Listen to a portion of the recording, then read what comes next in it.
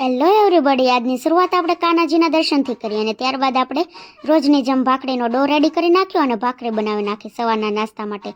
ત્યાર પછી ચા બનાવી નાખી અને નીરવનું બદામવાળું દૂધ પણ બનાવી નાખ્યું. બહાર જોયું તો આજે વરસાદી વાતાવરણ બહુ જ હતું. સાવ કહેવાય ને કમોસમી, એટલે કે માવઠા જેવું વાતાવરણ થઈ ગયું હતું. અને પછી આપણે બેડમાં ફિનાઇલ નાખવાની હતી અને આ આપણા અમૂલના ડબ્બા મૂકવાના હતા. એ માટે આપણે બેડ ખોલી નાખ્યો હતો અને ત્યાર પછી નીરવ જાગી અને નાસ્તો કરવા માટે બેસી ગયો, પણ કંઈક આવા ચાળાઈ લેતો હતો જોડે જોડે.